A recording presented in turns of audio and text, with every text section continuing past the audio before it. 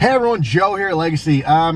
Navigation in the Sync 3 system is not as scary as you guys think. So in previous years, using your voice is a little bit more difficult. They've made it a lot easier this time around. So what happens is the vehicle disables the navigation screen. You won't be able to add entry points into here as once you're driving.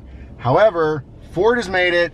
It's gonna be super easy to use our voice while we're driving to get where we need to go.